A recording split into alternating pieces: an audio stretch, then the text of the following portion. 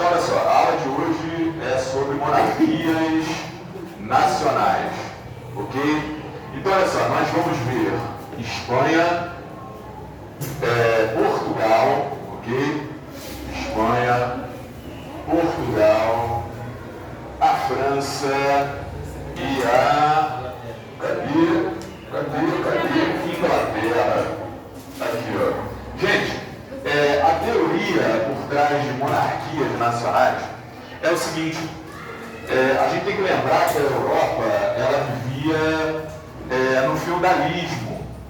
Então, quem mandava na Europa eram os senhores feudais, ok? Mas cada senhor feudal, ele mandava no seu feudo, ou seja, na sua terra, no seu território, tá?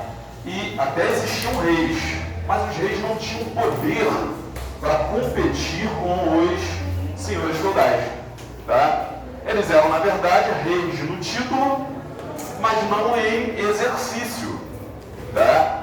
E os senhores feudais até mandavam mais do que os reis em suas próprias terras.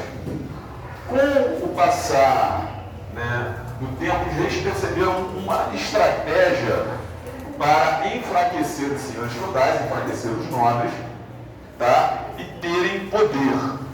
Para isso, eles tiveram que se aliar a uma nova classe social, que era a burguesia.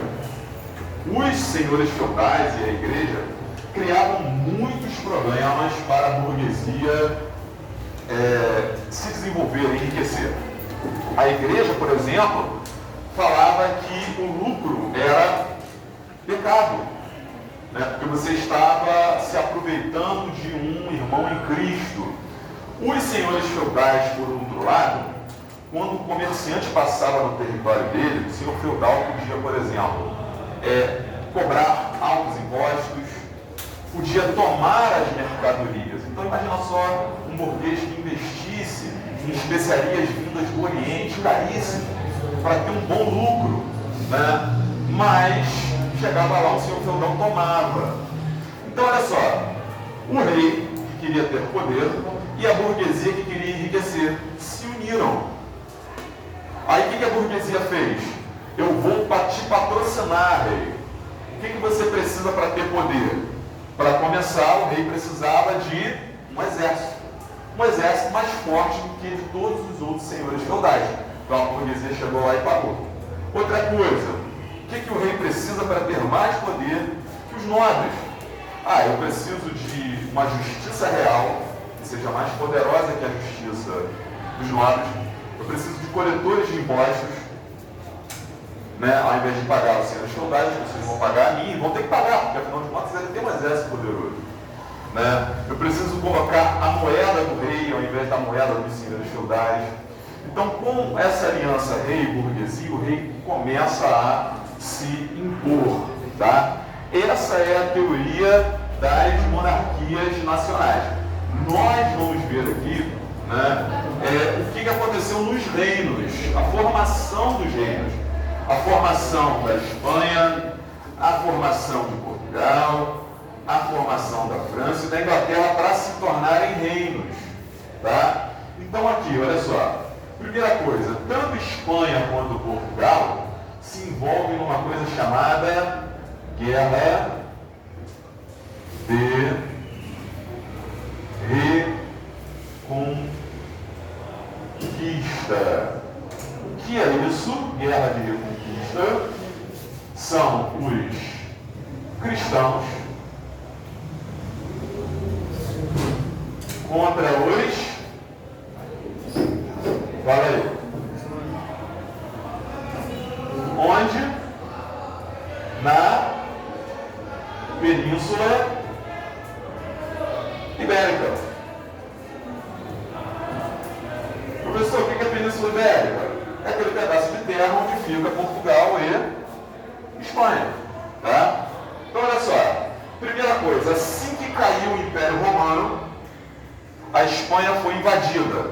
Por quem? Por essa galera do mal aqui, ó, povos germânicos, chamados de visigodos. Acabaram cristãos. Expulsaram os cristãos lá para o norte da península. Tá? Beleza. Só que logo depois, o povo tem uma revelação, né? Um tal de Maomé aparece, fala que um Deus chamado Alá é o único Deus, e você tem que ler aqui no Alcorão, porque ali estão as respostas do verdadeiro Deus. Só que eles têm uma ideia chamada de jihad, que é a guerra santa, né? Espalhar a fé deles. E nesse intuito de espalhar a fé, eles conseguem, através desse cara aqui, ó, Tariq, dominar a região.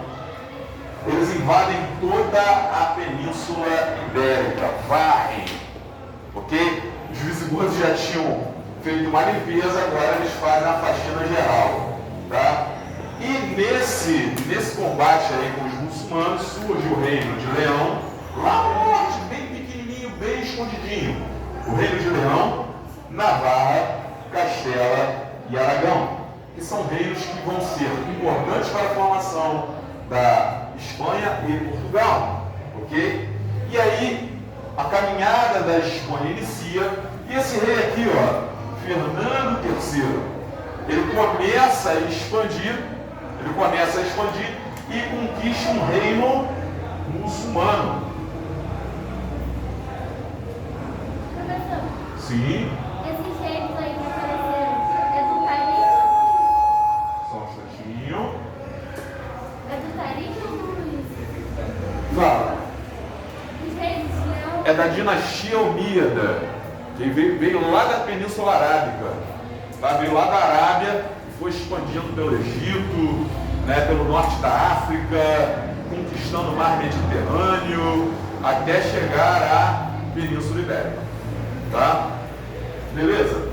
Aí, ó, depois a gente tem isso aqui, ó, Fernando de Aragão, já é um reino poderoso, vai se casar com Isabel de Castela. Dois reinos extremamente católicos, tá? Tanto que eles são chamados de reis católicos, tá bom? E aí, o que acontece? Eu estou pensando aqui, cadê meu celular? O celular está gravando a aula, fala galera, tá? Beleza? E olha só, o que eles fazem? A Espanha está quase se formando. Eles fazem duas coisas importantes. Conquistam Granada, que é o último reduto muçulmano da Península Arábica, né, da Espanha, e principalmente, ó, expansão marítima. Expansão marítima com quem? O famosíssimo Cristóvão, tá? Vou botar assim, sei lá. Ok? Enfim. Aí, o que acontece, galera? Outra coisa, tá? A expansão marítima, vocês têm que se ligar que é importante para rei e qual classe social? Gosta assim quando todo mundo responde. O pessoal vai ver o vídeo depois, não vai ouvir, mas está todo mundo respondendo. Burguesia, isso aí. Lembrem-se, gente, para que esses reinos existissem, foi necessária uma aliança do rei e burguesia. A burguesia entrava com dinheiro, o rei executava o governo, com exército, impostos, justiça, moeda, ok? Aí a gente vai para Portugal, ó. Como que Portugal começa? Tá? Esse cidadão aqui, Henrique de Borgonha, francês, tá, gente? O cara vai até a área de Portugal por causa da guerra de reconquista, para expulsar os muçulmanos infiéis ali da região. Só tinham que ficar os cristãos, tá? E esse Henrique de Borgonha, ele compra essa ideia, vai dentro do conceito de cruzadas, dos cristãos contra muçulmanos, tá? E o que acontece? Ele vai conquistar um pedaço de terra que pertence ao rei Afonso VI do Reino de Leão. E esse Afonso VI faz o quê? Já que você conquistou, fica com um pedacinho de terra para você. E aí, o que vai aparecer? O condado portucalense. Gente, o rei Afonso VI de Leão, ele dá o mandato portucalense a Henrique de Borgonha, não só por amor não, tá? Você conquistou isso daí dos muçulmanos. É porque o rei já brigava com os nobres para ter poder e os nobres não deixavam. Então, quando Henrique de Borgonha chegou, ele conseguiu neutralizar a nobreza. Tá? Ok. Né? O reino de Portugal ele vai crescendo e surge esse rei aqui, ó, rei Afonso Henriques. Muito interessante. Seguinte, Afonso Henriques ele tem que guerrear contra a própria mãe, porque a mãe quer entregar Portugal para o reino de Galiza, que é muçulmano, ok? E o cara não quer, falou, mãe, tá maluca? Né? Mas ela, óbvio, receberia dinheiro e terras por causa disso, tá? E aí ele consegue conquistar essa batalha, né, contra o reino de Galiza e a própria mãe, e, em definitivo, vence a batalha de Ouriques e estabelece Portugal como reino, tá? Outra coisa importantíssima que Afonso Henriques faz para que o rei tenha poder. Aqui, ó, terras não eram hereditárias. Professor, e o que isso tem a ver? Se as terras não eram hereditárias, os nobres saíram no prejuízo, porque olha só, o rei ele queria governar. Se os nobres a todo momento fossem contra o rei acabaria enfraquecendo. Então ele fez o seguinte, ó, as terras não são hereditárias. Se vocês não forem fiéis a mim, ao meu reinado, eu tiro as terras de vocês. Então o pessoal começou a apoiá-la, a nobreza começou a apoiá-la, ok? E outra coisa importante, aqui ó, aliou-se a quem? A burguesia. A burguesia patrocinou o reinado dele. Mas é o aprofundamento dessa relação, tá? É um processo, não acontece assim, ó. A gente vai sintetizando, reduzindo, para que haja um entendimento, mas é um processo, tá?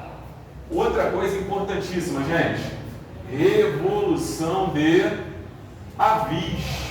O que acontece? Portugal tem um rei, esse rei morre, não tem herdeiros.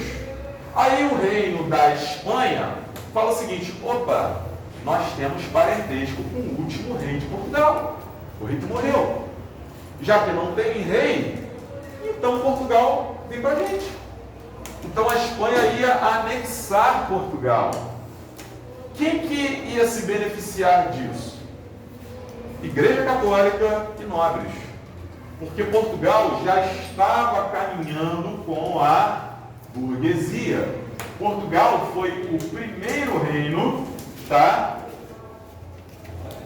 a realizar esse movimento aqui de aliança rei e burguesia. Foi o primeiro reino a fazer a expansão marítima e comercial, tá? Foi o primeiro rei a apoiar a burguesia.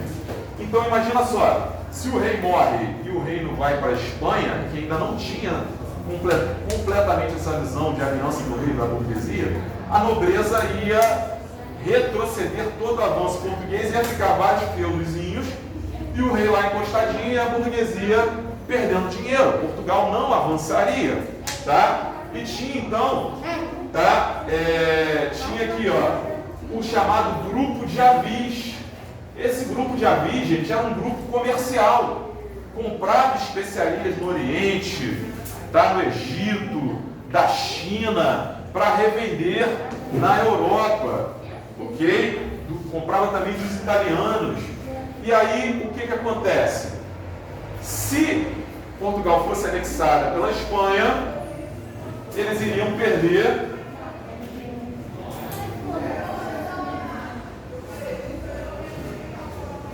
dinheiro.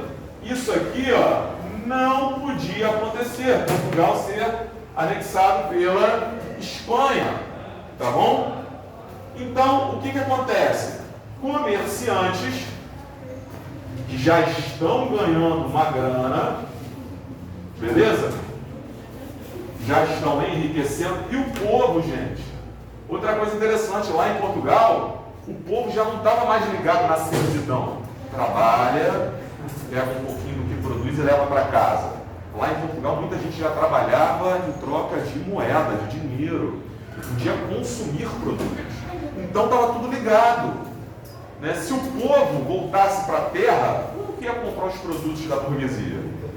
Então, a burguesia, os comerciantes, ajudam o povo, porque querem que o povo compre, é óbvio, tá? E o povo, por seu lado, quer a liberdade para continuar comprando e tal. Melhor do que ficar atrelado à terra, vivendo aí, né? Do que a terra produz. E o que acontece? A gente vê o seguinte, né? A gente vê a derrota da nobreza e da igreja. Quem que sai ganhando aqui? Rei e burguesia. Gente, esse movimento de monarquias nacionais é um movimento do rei e burguesia contra nobres e igreja. Tá bom? Tenham isso em mente. Rei e burguesia, rei fica com poder, burguesia fica com dinheiro. Nobreza e igreja ficam aí de escanteio. Beleza, galera? Agora a gente vai aqui para a França. O primeiro rei que começa a centralização. O que é a centralização? O rei com o poder. Beleza? Centralização é isso. O rei com o poder de governar, colocando de lado nobres e igreja. Olha só as coisas que Luís IX faz para ter poder. Tá? Aqui, ó. Ampliou a justiça. Agora a justiça não é dos senhores feudais, a justiça é do rei, porque só ele pode mandar. Ó, impostos reais. Os impostos não são mais devidos aos nobres, são devidos ao rei, ok? Outra coisa, muito interessante, que enfraquece a nobreza. Ó,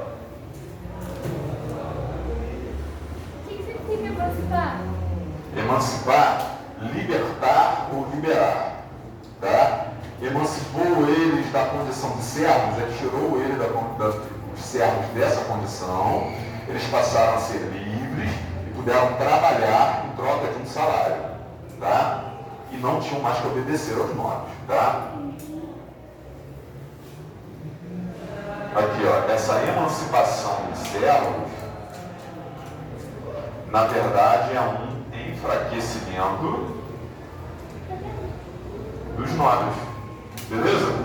Então, tudo isso aqui, ó, justiça real, impostos reais, emancipação dos servos. Outra coisa importantíssima, esse cara aqui, ó, Filipe o Belo, rei da França, não era tão belo assim mais. O que ele faz? Impostos sobre a igreja. Vocês se lembram, gente, que a igreja queria sempre ter poder político, sempre ter poder econômico? Para a igreja, se os feudos continuassem existindo, seria mais fácil de dominar. É aquela velha técnica de dividir para conquistar. Se o rei estivesse fortalecido, a igreja não dominaria. Então Filipe o Belo viu, eu tenho que enfraquecer a igreja. Enfraquecer a igreja como? Colocando impostos sobre a igreja. Beleza, galera? Então esse foi um movimento que ocorreu na França, tá? Agora, o que aconteceu na Inglaterra? São dois fenômenos que nós vamos ver. A Guerra dos 100 Anos, que durou 116 anos, e a Guerra das Duas Rosas. A Guerra dos 100 Anos inicia a centralização do poder nas mãos do rei. O rei começa a ficar mais forte. Agora, com a Guerra das Duas Rosas, o poder fica totalmente nas mãos do rei. Beleza? Aí, olha só, vamos ver qual é o contexto da Guerra dos 100 Anos. Olha só, o rei da Inglaterra tinha feudos na França, isso mesmo. O cara estava tão poderoso que o rei da Inglaterra tinha feudos na França. Você pensa assim, tá, beleza, porque olha só, né? Devendo vassalagem. Vocês se lembram o que é suzerania e vassalagem? Suzerano é um nobre mais poderoso que cede terras a um nobre inferior, mais fraco. E esse nobre mais fraco tem deveres para com esse nobre mais forte. Por exemplo, tem esse território aqui, vamos supor, esse quadradinho aqui, tá, gente? Nessa área aqui, tem uma galera hostil. E aí, o que o nobre daqui vai fazer? Como que ele pode se livrar dessa galera hostil? Ele chega para outro nobre e fala assim, ó, se você me ajudar derrotando esses invasores, esse pedacinho de terra aqui é seu. O cara, opa, é uma chance de eu me tornar poderoso. Esse aqui que deu a terra é o suzerano. O que recebeu a terra é o vassalo. Então, o rei da Inglaterra tinha terra na França. Era vassalo do rei da França. Mas na prática, ele mandava quase toda a região oeste da França. Então tinha essa disputa, os franceses tinham medo que a Inglaterra dominasse a França. Tá? O rei da Inglaterra devia vassalagem ao rei da França, mas não prestava vassalagem. Tá bom? Outra questão de inimizade entre Inglaterra e França. Ó, Inglaterra comprava a lã da inimiga da França. Essa lã vinha da onde? Holanda. Tá? Existia uma rivalidade entre França e Holanda. Aí, ao invés dos ingleses comprarem a lã francesa, compravam a lã holandesa, que era mais barata. A Inglaterra tinha uma grande indústria nascendo de tecidos, vendia tecidos para o mundo todo, de Holanda. Tá? E aí, o que acontece? Começa a ter esse conflito. O próximo episódio é: o rei da França morreu. E o que o rei da Inglaterra faz? Opa, se o rei da França morreu, nós temos terras na França, somos aparentados com o rei da França, nós vamos dominar a França. Ok? É óbvio que os franceses não deixaram. E aí aconteceu a Guerra dos 100 anos. Tá? O mais importante, galera, importantíssimo para vocês compreenderem de fato o que foi a Guerra dos 100 anos. Aqui, ó. Todo esse tópico aqui, ó.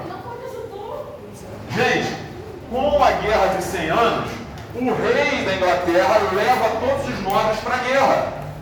O rei da França leva todos os nobres para a guerra. Quem que está guerreando, lutando, morrendo, gastando dinheiro com equipamento militar, gastando dinheiro com comida para as tropas? Não é nenhum dos dois reis. São os nobres. A Inglaterra ganha a guerra, a França perde, mas o resultado é totalmente inesperado. A Inglaterra volta para o seu território lá na ilha, a França continua com o seu território no continente, não deu em nada. E no final das contas, quem perdeu foram os nobres, que gastaram dinheiro com esse conflito. Né? E aí, o que acontece?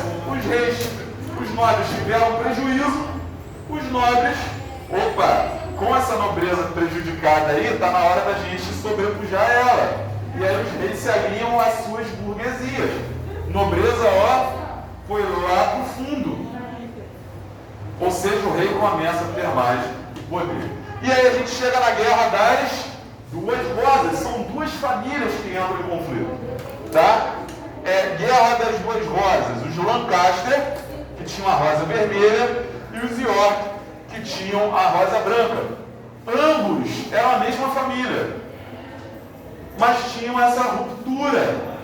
Um matou o outro, um assumiu o poder do outro, um traiu o outro, até que eles entraram em conflito.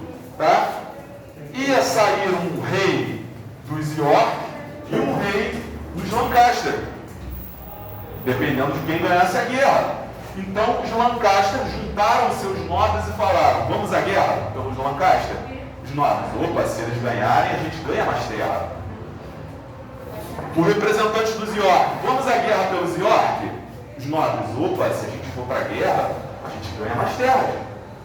Então eles foram à guerra, mas novamente, quem que lutou essa guerra? Foram os Lancaster e os York? Não, foram os nobres.